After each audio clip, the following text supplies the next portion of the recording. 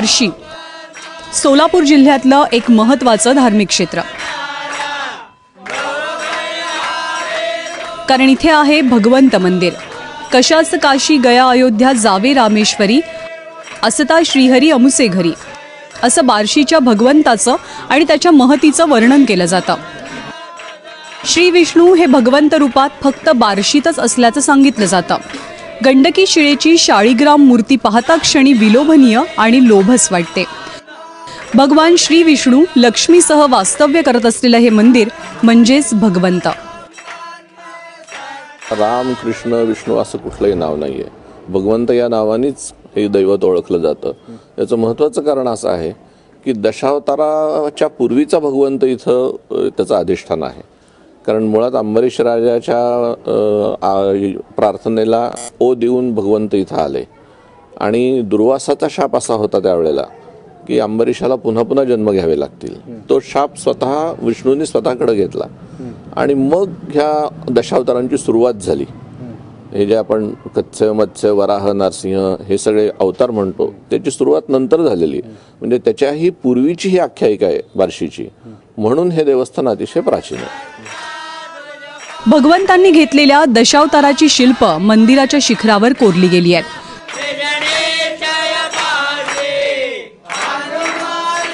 भक्तांच्या रक्षणासाठी पृथ्वीवर अवतरलेल्या भगवंतांची मूर्ती गंडकी शिळेच्या गुळगुळीत काळ्या पाषाणात साकारली गेली आहे। गर्भगृहातील ही मूर्ती विलक्षण सुंदर आहे। हातात शंख चक्र गदा आहे आणि उजव्या हाताखाली भक्त शिरोमणी अंबरीश राजाची मूर्ती आहे। देवाच्या अंगावर भक्ताची मूर्ती स्थापित असलेलं हे देशातलं एकमेव मंदिर आहे। देवाच्या पाठीशी लक्ष्मीची मूर्ती मुखवट्याच्या स्वरूपात अस्तित्वात आहे। भगवंतांच्या मस्तकावर शिवलिंग आहे। छातीवर भृगु ऋषींच्या पावलांची खूण आहे। 1245च्या सुमारास या मंदिराची उभारणी झाली असावी असा अंदाज आहे। हेमाडपंथी बांधकाम शैलीच्या मंदिराच्या गाभाऱ्यासमोर गरुडखांब पाहायला मिळतो। भगवंतांच्या दर्शनासाठी येणारा प्रत्येक भाविक या गरुडखांबाला प्रेमानं आणि श्रद्धेनं आलिंगन देतो। जे असं दुःखी वाटल त्यावेळेस इथं येऊन थांबलं की मनातील दुःख नाहीच होतं। त्यामुळे भगवंत आमच्या पाठीशी उभा आहे असं आम्हाला ठामपणे वाटतं। तुम्ही कशा प्रकारची भक्ती करत असता? आम्ही एकादशी नित्य 15 वाड्याची करतो आणि शक्य होईल तितकं दर्शन रोजच घेऊन जातो। बार्शीच्या भगवंताची ख्याती जितकी मोठी आहे तितकीच रंजक आहे या क्षेत्राची आख्यायिका। राजा अंबरीश नावाचा तपस्वी बार्शी पुण्यनगरीत वास्तव्याला होता। पुराण काळामध्ये या अंबरीशानं अंगिरस ऋषींनी केलेल्या यज्ञात सहभाग घेऊन विद्वत्ता आणि लोकप्रियता मिळवली। 12 वर्ष घोर तपस्या केल्यानं त्याला भगवंताचे दिव्य ज्ञान प्राप्त झाले। तीर्थक्षेत्र पादाक्रांत करत पूर्वीच्या दंडकारण्यातील पुष्पावती नदीच्या काठावर म्हणजे सध्याच्या बार्शीत दाखल झाले। नारद मुनींच्या सांगण्यावरून त्यानं साधन द्वादशीचं व्रत अंगीकारलं। त्याच्या या कठोर साधनेमुळेच इंद्राचं सिंहासन डळमळीत झालं अशी आख्यायिका आहे। इंद्रदेवानं दुर्वास ऋषींना अंबरीशाची साधना भंग करण्यासाठी पाठवलं। अतिथी सत्कारात दोष शोधून दुर्वास ऋषींनी अंबरीशाला जन्ममृत्यूच्या फेऱ्यातनं मुक्ती मिळणार नाही असा शाप दिला। ऋषींनी क्रोधानं आपटलेल्या जटांमधून एका दैत्याचा जन्म झाला। दैत्यापासून अंबरीशाचं रक्षण करण्यासाठी भगवंतानं सुदर्शन चक्र सोडलं आणि दैत्याचा संहार झाला। ऋषींनी अंबरीशाची क्षमा मागितल्यावर सुदर्शन शांत झाले आणि बार्शीच्या उत्तरेश्वर मंदिरात विसावले।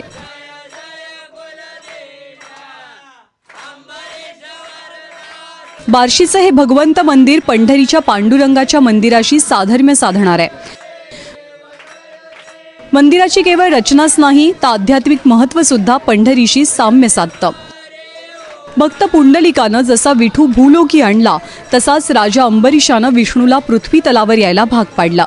पंढरीच्या मंदिरासारखी सोळखांबी मंदिर आणि गरुडखांब मंदिराचं आध्यात्मिक आणि प्राचीन महत्त्व अधोरेखित करतात।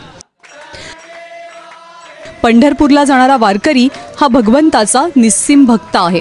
एकादशीला पंढरपूरच्या पांडुरंगाचं दर्शन घेऊन द्वादशीला भगवंत दर्शनानं उपवास सोडायचा हा वारकऱ्यांचा प्रघात आहे। द्वादशी म्हणजे बारस, याचाच अपभ्रंश पुढे बार्शी असं झाल्याचं काही जण मानतात। ज्याने केली नाही काशी त्याने यावे बार्शी। भगवंताच्या चरणापाशी सखा नांदे अंबऋषी. अंबऋषी कारण आले भगवंत वैकुंठ सोडून भक्तासाठी. भक्त असावा कसा जोगा परमानंदास. ते एक मूर्ती छान छान. प्रतिवर्षी आषाढी, कार्तिकी आणि माघी एकादशीला भगवंत मंदिर भक्तांच्या गर्दीनं फुलून जातं. पंढरपूरला जाणाऱ्या वारकऱ्यांचं हे एक महत्त्वाचं ठिकाणही मानलं जातं. आषाढीला भगवंतांची मिरवणूक काढली जाते. उत्सव मूर्तीची ही नगर प्रदक्षिणा म्हणजे बार्शी शहरासह पंचक्रोशीचा जणू लोकोत्सव असतो. यासाठी खास सजवलेल्या रथातनं भगवंतांची उत्सव मूर्ती हजारो भाविकांना दर्शन देते.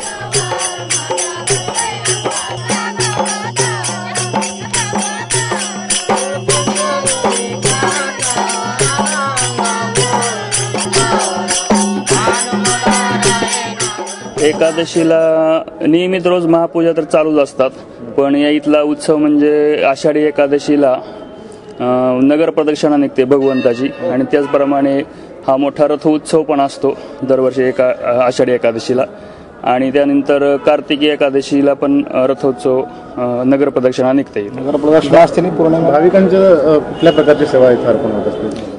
भाविकांची तर अशी श्रद्धा आहे की आपल्या इथं पंढरपूरमध्ये पांडुरंग आहे, त्या पांडुरंगाला एकादशीला जायचं आणि नित्यनियमाप्रमाणे एकादशी तिथं करून द्वादशी सोडण्यासाठी इथं बार्शीला यायचं. कारण इथं बार्शीला द्वादशीचं महत्व आहे. आणि द्वादशीलाच मराठीमध्ये प्राकृत भाषेमध्ये बारस असं म्हणतात आपण. वसुबारस जशी हे करतो तर त्या बारसवरनच बार्शी असे नाव ह्या शहराला पडलेलं आहे.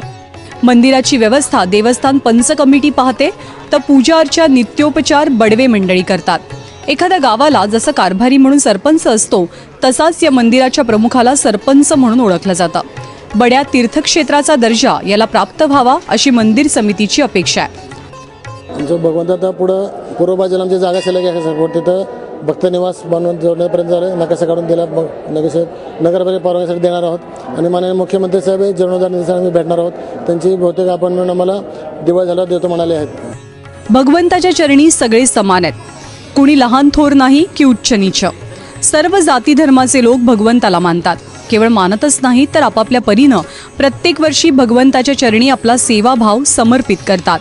यात मुस्लिम बांधव सुद्धा मोठ्या श्रद्धेनं सहभागी होतात. बार्शीतलं प्रत्येक घर आणि घरातला प्रत्येक बार्शीकर भगवंताच्या चरणी मोठ्या भक्तिभावानं लीन होतो. बार्शीचा हा भगवंत वेगवेगळ्या रूपामध्ये भाविकांना विश्वरूप दर्शन देतो. जशी ज्याची भक्ती, श्रद्धा आणि आस्था तसा तो भाविकांना भावत असतो. कुणाला हा पंढरीचा पांडुरंग वाटतो तर कुणाला तिरुपतीचा बालाजी. त्यासाठीच बार्शीचं हे भगवंत मंदिर शैव वैष्णव ऐक्याचं एकमेवाद्वितीय असं केंद्र बनलंय. अयूब कागदीसोबत शिवकुमार पाटील, ABP माझा, सोलापूर.